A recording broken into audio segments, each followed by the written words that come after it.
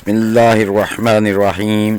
अस्सलामु अलैकुम। आपका दोस्त अमजद अली हाज़िर खिदमत है। दोस्तों आज बात करेंगे कि कौन सी सब्ज़ियां हैं जो सर्दी जितनी भी पड़े वो बड़ी अच्छे तरीके से ग्रोथ करती हैं, और कौन सी ऐसी सब्ज़ियां हैं जो ज़्यादा सर्दी में बिल्कुल ही ग्रोथ नहीं करती या बिल्कुल ही उनकी ग्रोथ रुक जाती है और ज़्यादा सर्दी से वो मर भी जाती हैं।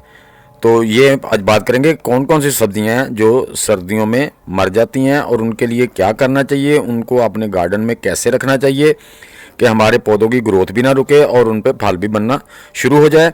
तो दोस्तों वीडियो को एंड तक देखिए, लाइक और शेयर भी कर दें। नए दोस्त भी लाइक शेयर और चैनल को सब्सक्राइब करके बेल आइकन को ज़रूर दबा दें ताकि हर नई वीडियो की इत्तला आपको मिलती रहे।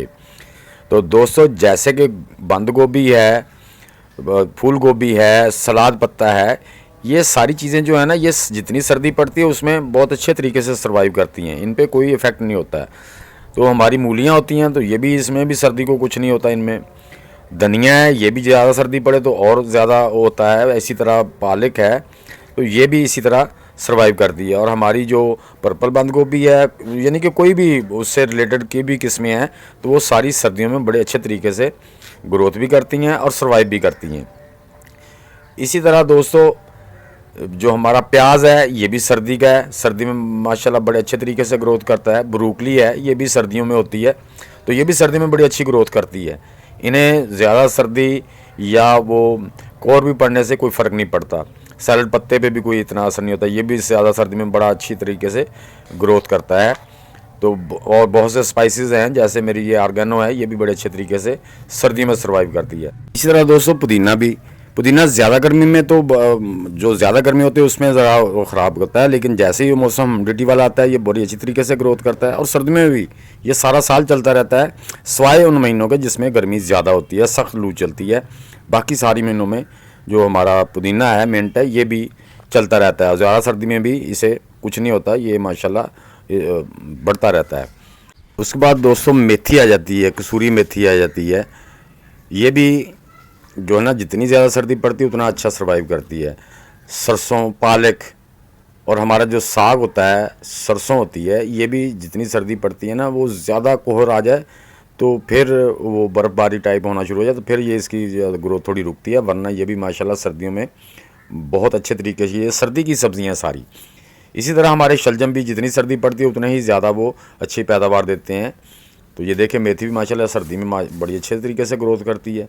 तो इन सब्ज़ियों को सर्दियों में कोई इतना फ़र्क नहीं पड़ता, लेकिन जो हमारी सब्ज़ियां हमने यानी कि मुतदल मौसम को पसंद करती हैं कि ना ज़्यादा सर्दी हो ना ज़्यादा गर्मी, उस मौसम में होती हैं, तो वो लगाई तो सर्दियों में ही जाती हैं, लेकिन उनकी केयर जब हम नहीं करेंगे तो फिर उन पे जो उनकी ग्रोथ भी नहीं होती और उन पे फ्रूट भी सही तरीके से नहीं बनता, और बाज़ दफ़ा तो वो मर भी जाती हैं।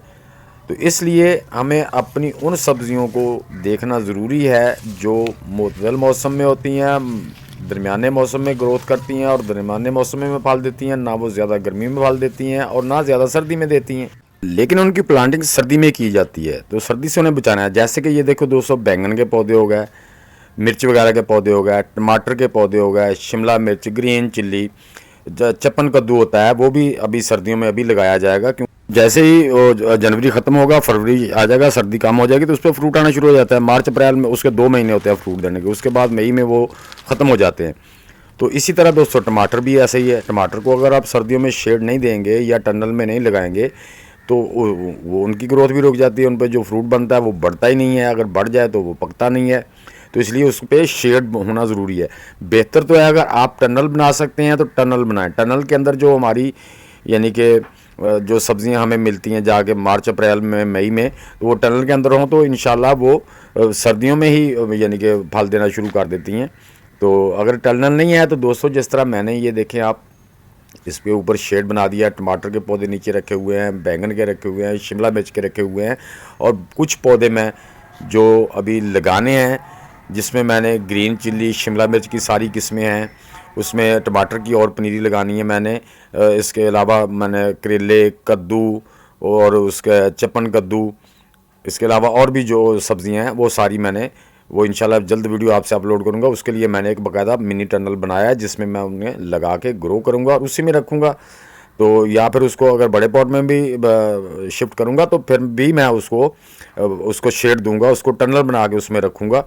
तो दोस्तों ऐसी जो सब्ज़ियाँ हमारी जो सर्दियों में लगाई जाती है लेकिन फल हमें गर्मियों में देती है, उन पे शेड करना बहुत ज़रूरी है, उन पे शेड होना चाहिए ताकि कम से कम ऊपर वाली रात वाली सर्दी से वो बचे रहें। क्योंकि जो शेड एरिया होता है ना उसमें हीट बनी रहती है, सर्दी पड़ती है लेकिन इतनी नहीं पड़ती। अगर आपको टनल बना सकते हैं तो टनल बना के उसमें रखें, उससे तो बहुत ही यानी कि अच्छा काम है, लेकिन कम से कम शेड देना बहुत ज़रूरी है। वीडियो को लाइक और शेयर कर दें और कमेंट बॉक्स में ज़रूर लिखना कि वीडियो कैसी लगी। तो दोस्तों मेरी वीडियो को लाइक शेयर और चैनल को सब्सक्राइब करके बेल आइकन को दबा दें ताकि हर नई वीडियो की इत्तला आपको बर वक्त मिलती रहे। इंशाल्लाह मिलते हैं नेक्स्ट वीडियो में। सब दोस्तों को अल्लाह हाफिज़।